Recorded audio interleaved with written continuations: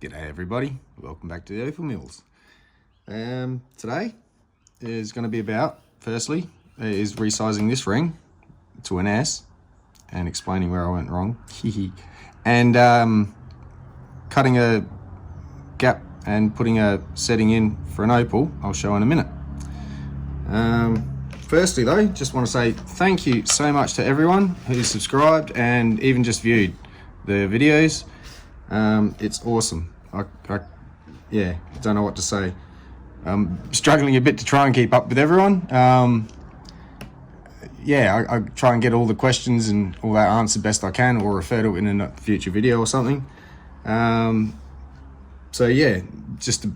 New subscribers, this channel is basically about me doing what I do. I'm not telling anyone else how to do what they do. I'm not comparing myself to anyone. I just do what I do and just want to be left on that basis. So, all I can do is explain what I do along the way. Trying to get up enough subscribers to the 1,000 mark, I think, so I can do a live stream, mobile live stream and all that, take up Andamuka, come away some trips and stuff like that, and just hang out in the shed and cut some opals or make some jewellery. Up to 400 and I think 8 last count subscribers. Unreal, since I was just over 200 when I started this for the giveaway. So I've crunched the numbers on everyone's answers, and I've figured out everything down to how close you were to the guess, to the weight. And congratulations, Jay Anders. You were 1.11 grams away from 329.16. So there's the next, should be 10 runners up for the next closest. 7, 8, 9, 10, yep. So I'll get out this dice and this parcel. I've added to this, by the way. I just quickly took a handful of that stuff down there, which is where I've been picking out a lot of this stuff from. And yeah, you can now sort through it and pick out the good bits. Have some fun with going through a parcel that's not just picked out for you or something. So anyway, that's added to, bit of extra bonus. Also the dice. So I really hope you like this. I was very happy to have made that and ended up with such a great result, and to be able to give it away, I really hope you really like it. So yeah, I'm sure you will. And as soon as I get an email address, and a postal address from you, I'll get these straight out to you. Jay Anders, again, thank you everyone, especially that entered. It made it worthwhile. Great response. So coming up close to 500, I'm pretty much going to be doing something similar again. Just to say thank you again. It's like, this is really going well. And I'll try and keep up and keep you all entertained and something new and different, not all the same thing all the time. So I'll leave this for now. I'll put all those names up in the description for this video, so you'll all know who you are and who was who and what order you came in, and I'll just put down everything that's on this bit of paper anyway. So, and I'll post that one out, registered mail, but the others I'll do standard mail, so it gets there when it gets there. But anyway, here we are. I've decided that this opal from the other video, sorry, I'm just drying it off a bit, from the treatment video, we'll just zoom in, there we go. So I'm thinking this would look fantastic in a setting in this ring, and that's going to now be the plan. So I'm going to make up a setting. I'll resize this quickly just to show you how to resize even within a couple of sizes, or a size and a half maybe. You don't want to stretch it too much, but I'll show you how it's possible. Just got to watch now that that mark doesn't get wrecked. And then we'll make a setting for this. Cut the band to set the setting in. Solder all that in, then set the setting, and yeah, I'll probably make this available too on my website. So on with it. I'll go and quickly anneal this, and then we'll beat it over the mandrel and I'll show you. So to explain why I messed this up. I'd gone away from the superstitious 666 and tried to make it 66.5 and messed up in my head doing the filming and just not concentrating properly, trying to get everything onto the video properly. Messed up my calculations and made it 65.5, not 66.5. So I lost 1.1 mil, and that's why it would have come up to a size R&1/2 instead of sliding down that bit further to S. So now I'm just going to beat it down that far and stretch it slightly. So I've annealed it. I've messed up, but I've annealed it. But now here's a way to go, well, what if this happens to me? Well, we anneal it, and it's just going down very easily. And I don't know why this didn't do it the other day, but I don't think I annealed it properly maybe. I was just getting a bit frustrated. So, also I didn't want, by the time I'd realised it's an R&1/2, I thought, well, I'm not really gonna, because I didn't really check the measurements. Sorry, I'm off camera here, I'm just looking at what I'm doing. And I did already polished it all up, and I thought, I'm not messing it up now, it's too late in the day. Just get the video out there and sort it out in the next one. So this is the sorting out, cop that, video, where we're just giving it a little tap after an annealing. I'm only really gently doing this, I'm not beating it up too hard. Just watching it doesn't slide down and making sure it goes evenly, so it's almost at the S there. So I'm just knocking it off. Turn it over, do the other side.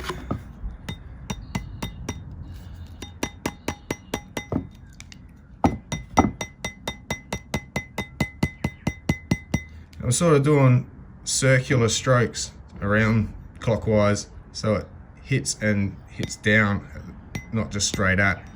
There's no point hitting it straight at, I want it to come down.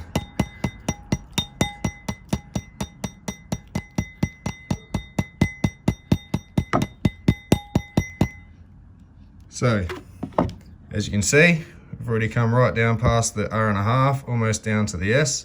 I'm just going to go and give it a quick annealing again. Back in 2 secs. Alright, straight back into it, straight off the heat, straight into the cold water. I've got to be careful I don't go down too far.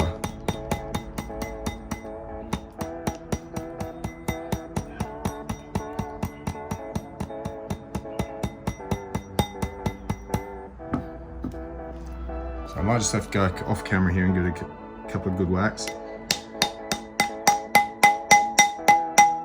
I'll just pause it for a sec, sorry. Alright, going a bit more of a whack. I'm pretty much down on this now. So, that'll be the size. I'm sure that'll slide on my finger a bit easier, but it's not for me. So, just knocking this off. Now I'm going to go fetch it. That was fun. And back again. So, that can go aside. And pull out the silver.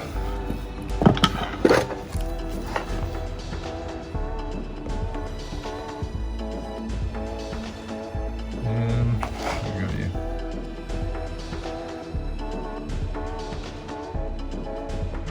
Go back to that. There we go. So what are we going to use for a base?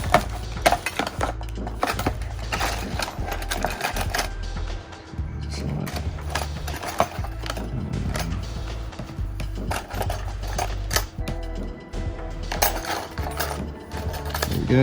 Right, that's round. Dig. Oh, there we go. Bit of rectangle wire for it to sit on. And then I think I'll put some decent sized claws on it. Yeah, because I reckon claw setting. So I'll get that on there with them as claws. Get a nice, good, tight strength hold on it. Size of those claws, they'll get filed down a little bit. And what else are we going to use? Pretty much it, I think. Like that.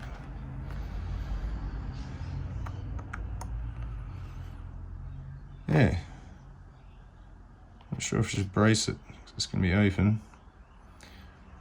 I might actually, rather than cut all the way through, I'll cut almost all the way down and see if the width of this stone, and looking like that, can sit down flush with the ring without actually going all the way down. So I'll see if I can do it that way.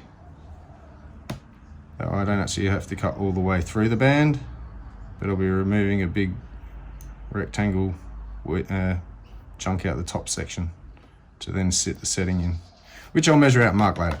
So on with making this. Put that down. Put that. Oops. I'll just put the wire back. I don't need it right now. So I'm just going to go ahead and start bending this around to make a base. Welcome to Do As I Please jewellery making. No, so here we are now. Going to use a bit of plate for the base. This is going to sit around that opal, leaving it open, and the claws I'll be filing into this to recess this into it, so this will come up flush with the inside of there, and just need a little bit of folding over. And I'm going to put the base on and cut out the base.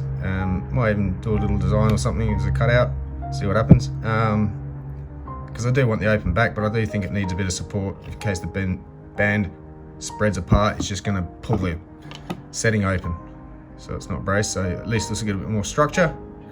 It is a big thick band, so it shouldn't really move too much, but sometimes when you bend, yeah, who knows what can happen. And that way maybe I can just cut the ring right through, not a problem. Anyway, because I like to actually, I know rings sit nicely, but I find they can turn if they're a little bit loose fitting, and so if I put a flat across the top, so it's flat across there and rounded down the rest, I find they just don't twist on your finger too much. So I don't mind cutting out a section and setting it in, even if you do a bit of a flat spot there. And it's hard to size properly doing it that way. The band's the size it is, but now you've cut the corner a bit, so to speak. It's that bit size smaller, but it's not really enough to make too much of a difference usually. So yeah, anyway, I'll get on with this. All right, there we go. I'm just gonna go solder that and then reshape it correctly on there, because I had to put it out of shape just to get that together correctly. So push it a bit flusher. Still got to play with it a bit, but I'll go get that soldered. All right, soldered into the pickle, and I'm on to making up some claws for the setting. So I'm just gonna cut some little recesses in the side of the piece around, and I'm gonna insert that into it and solder it. And that's about deep enough. It doesn't have to go all the way in. Just a good hold on it, that's good. So I'm gonna get a bunch of those, or 4 of those done up. So what I'm doing, actually I'll just show you quickly. These, sorry, just grabbing some tools. I have to reach across. We'll free this one of its bonds.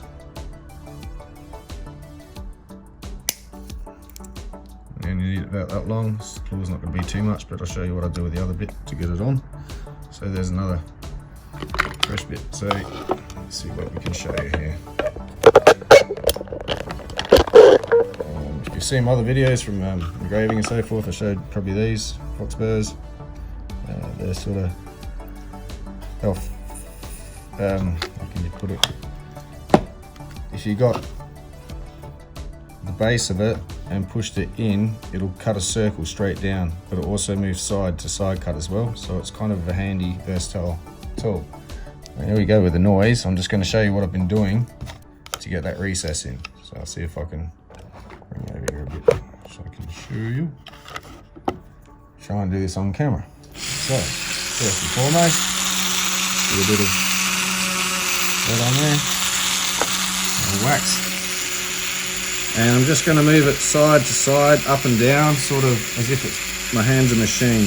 So I'll pin this very tightly, brace my right hand, and just going to go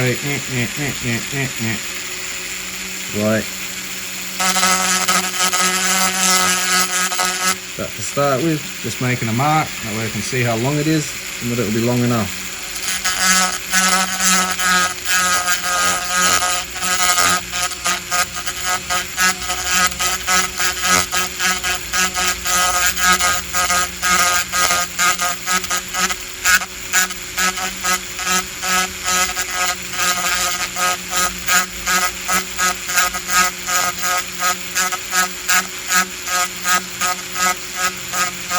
Almost like a 3D unprinter. And so you're left with a notch in the side like that. I've got to go deeper yet.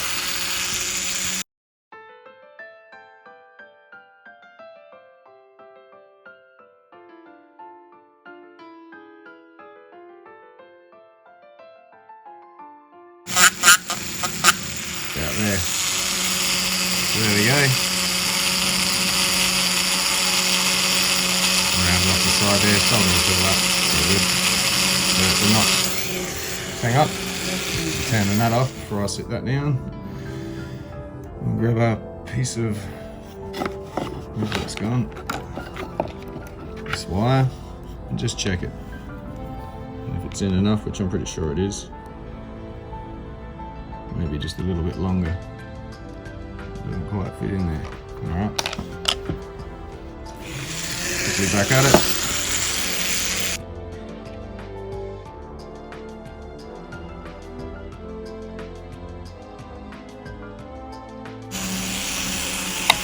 There we go. Sorry, I did that off camera, I think. But yeah, there we go. Fits in to the slot, that's fine. It'll sit flush on one side, and up the top there'll be a bit of a gap that's got to be folded over, so it gives a bit of a flex point as well. Always a rhyme and a reason for some of the things I do. I can adjust for this and that when I know what I'm doing. It's not something you can write a formula and a design for. I'm sure you could, but you'd have to be precise in the measurements. Then people are too focused on getting the measurements right, and I'm not an industry, I'm just making art. So that goes in there. There's another one done. So I'll get on with those and finish them up and come back. Hopefully the pickle's done. All right, got my 4 claws sorted. Got this in the shape. Sits in beautifully.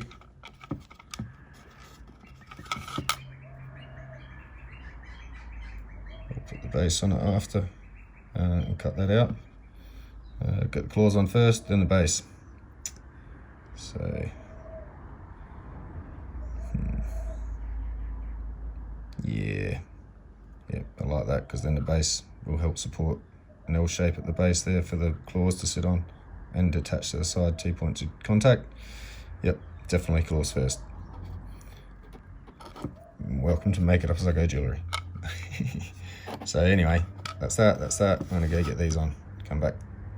Okay, thought I'd better show you. I did mention it. Well, I've cut the claws the way I have, and for this. So each claw is gonna get, firstly, dipped in a bit of flux. Just enough to wet its whistle. And long side up. It gives me more to play with, which will be either end on this one, so I'll go with this one. So what I'm going to do is going to find a little hole. And I'm going to put that in there and just give it a bit of a push. Okay. Grab these and just stab it in right up to the bottom of that notch.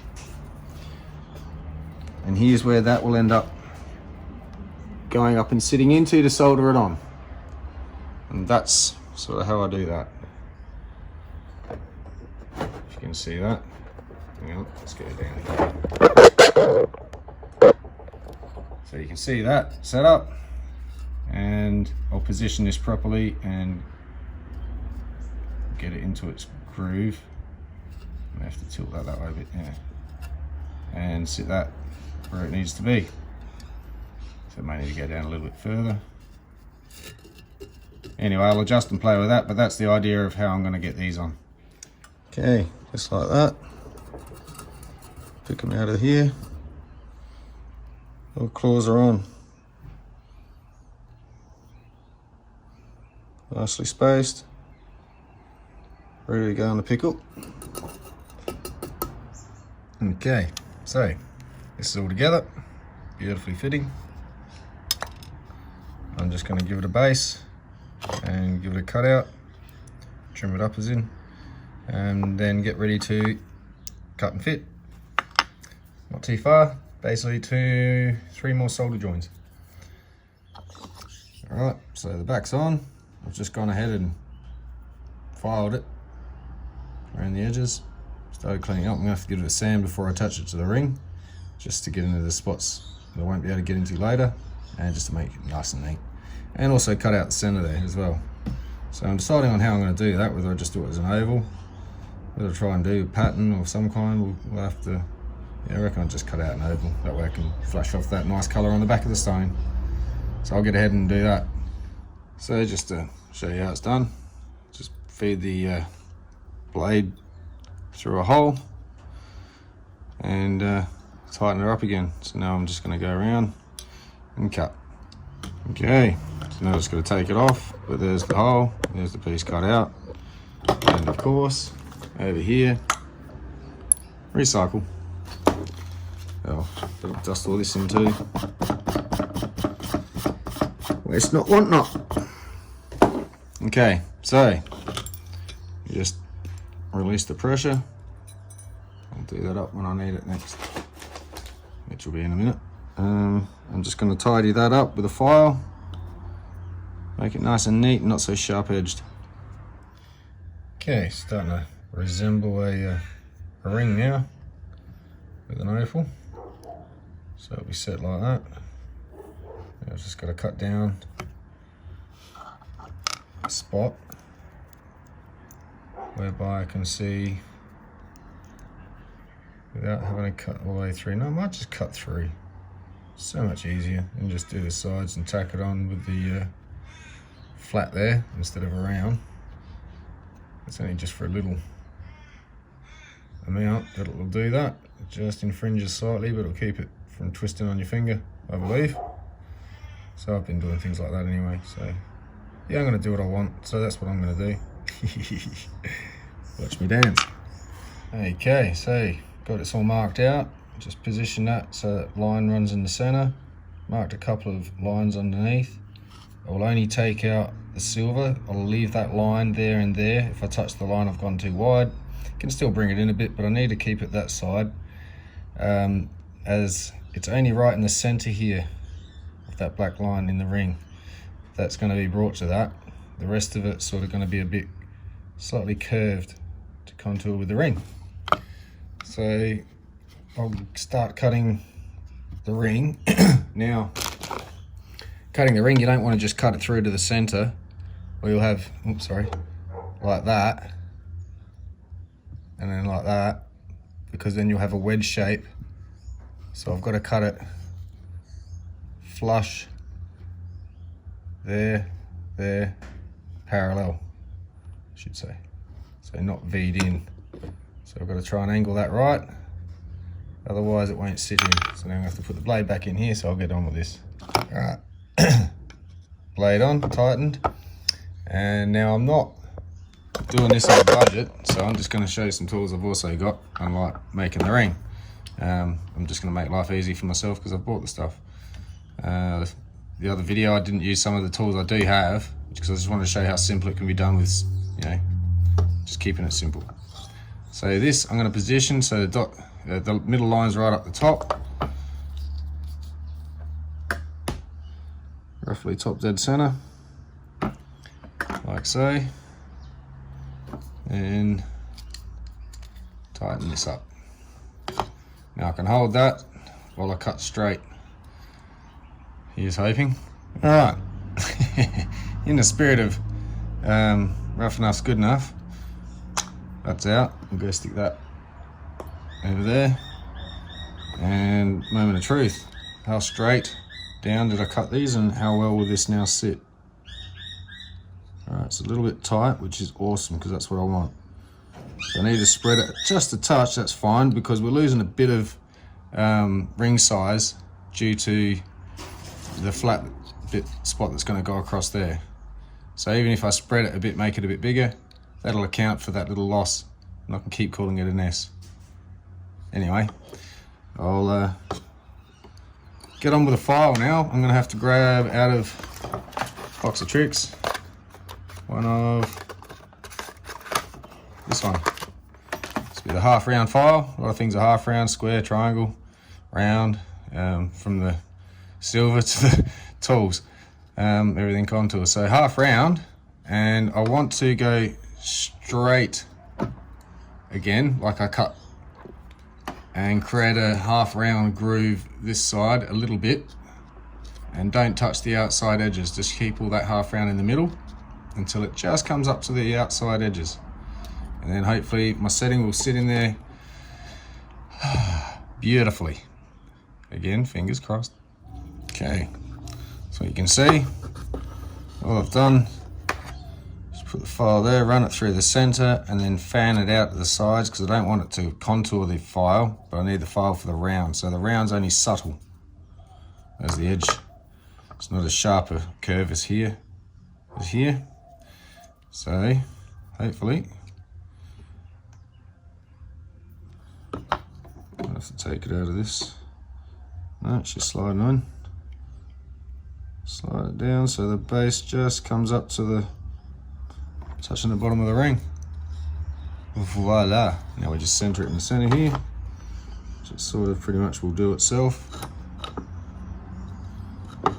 Mostly.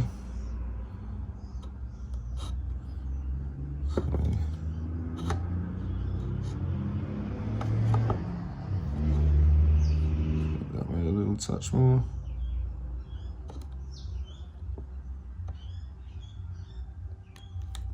It wants to spring back, and that's just where it wants to sit, which I'm not going to argue with.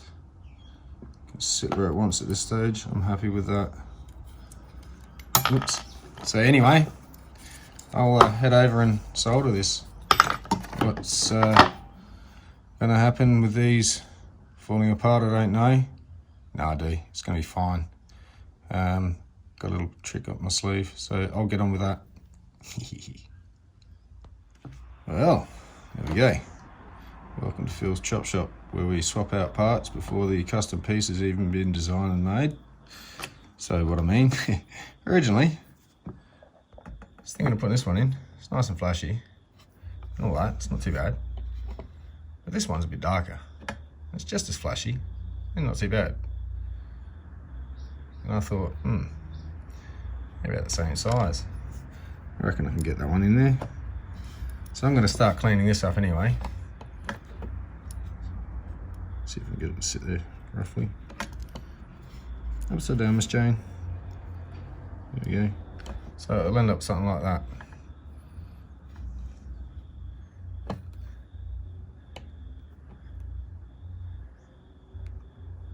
Anyway, playing around.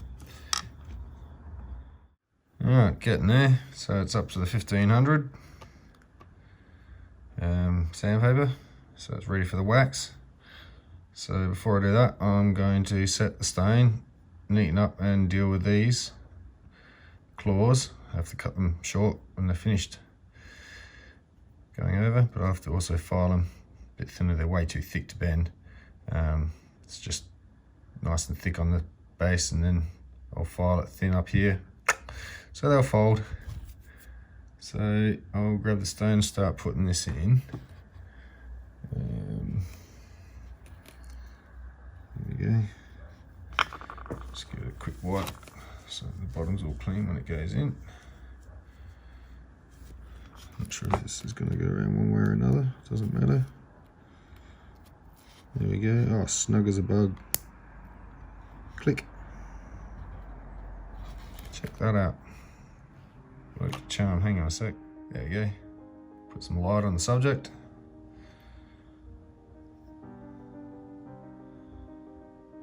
Awesome. So yeah, now I'll just fold these over a bit, and oh, it's a bit short there.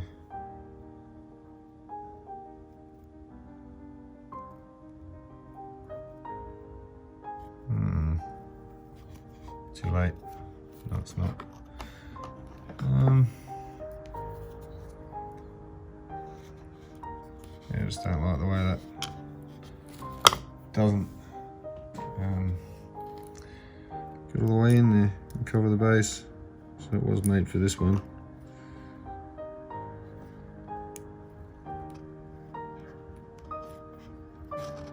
So maybe I should stick with this one.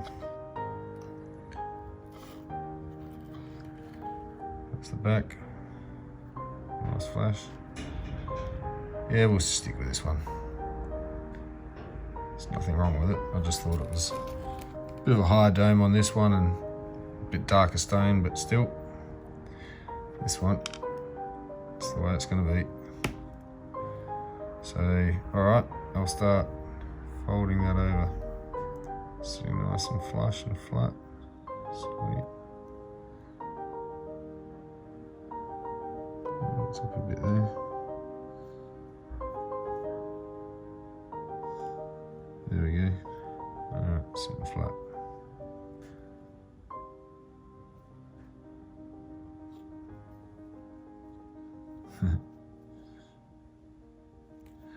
Now it's sitting flat. Alright, there we go.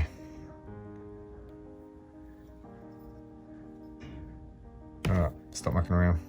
Just wanted to quickly bring you back, show you this bit. The claws are not going to be that long, clearly. But they're over. And now I've just got to trim them right back and push them right that last little gap down, and then polish it. Loving that colour, actually. Just that little goldy colour sort of there.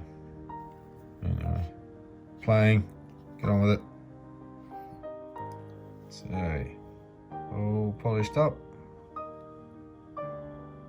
Back's open. It's got some great colour in the back. Really happy with that. And stamp survived. Down here. And the claws have been trimmed up, shortened, so they just sort of just come over and just hold the stone in.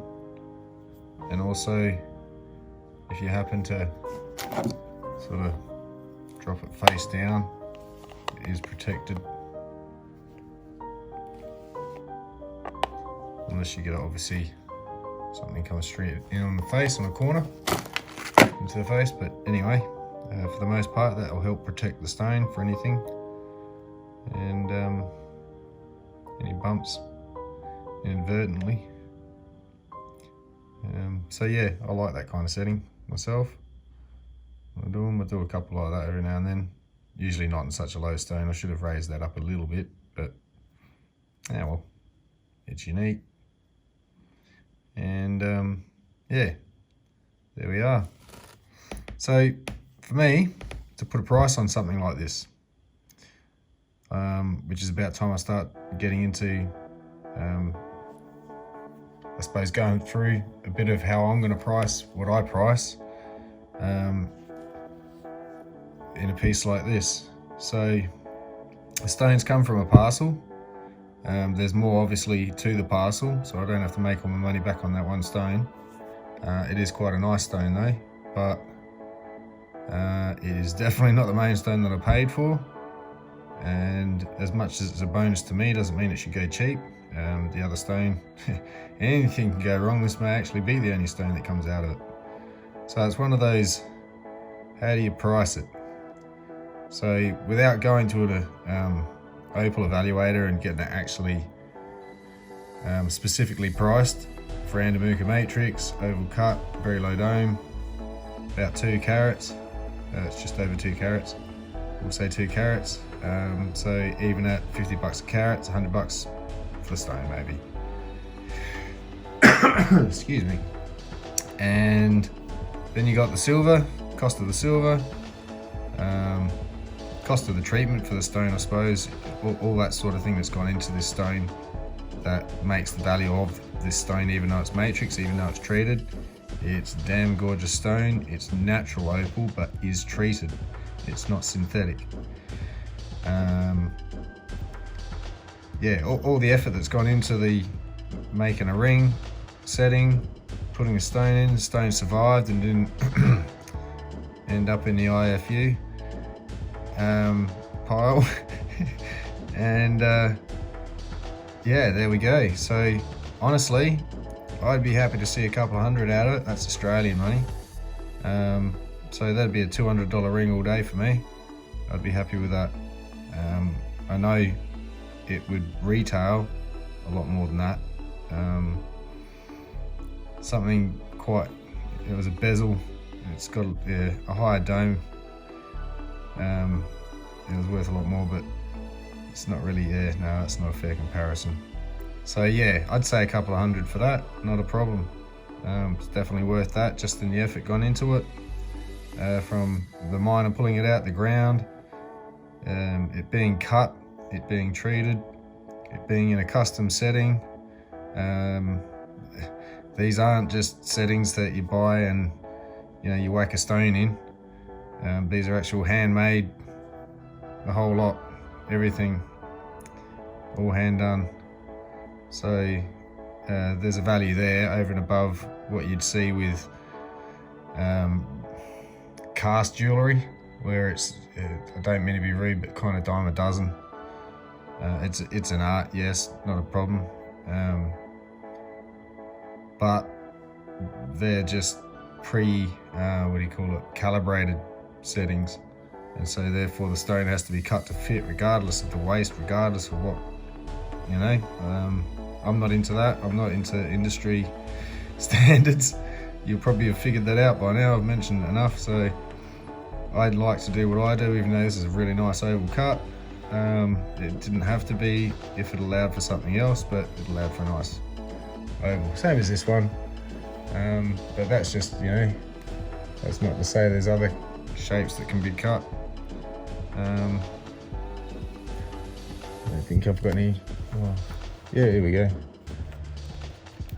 It's a bit wet, but I think you remember that one. Even that shape's fine. Doesn't have to be oval for me. I'll do whatever I like and try and make it work. But yeah, for one of the occasions I've got a nice oval. There we go. So it's definitely, for the fact it's an oval,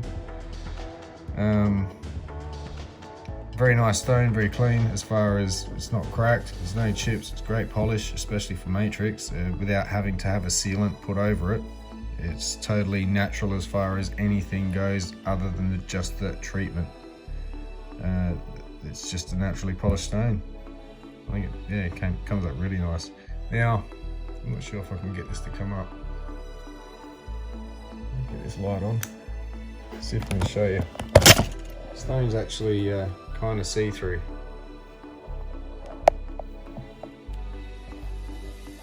You can see that there. The light coming through it. So yeah. Oops. Probably wasted exercise. I'm not sure if that came out or not. But yeah, the stone is see-through to a point, not transparent, but has a translucency with the light shining through it. It doesn't just block the light entirely. Not that it's a crystal opal, it's definitely matrix.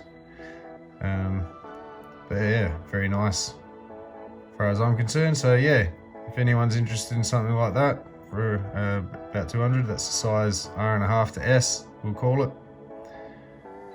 And yeah, otherwise I'll list it on my site. Yeah, we'll see what happens. Anyway, congratulations to everyone who will be getting one of these parcels. Well, not this, but yeah, to the winners of the runner-up parcels, I should say. And yeah, Jay Anders, I'll get the dice out to you as soon as you get your postal address and this parcel as well. So thanks for watching. Hope you enjoyed. I might put this up as part 3 since it's that same ring. And yeah, I'll see you next time. Cheers.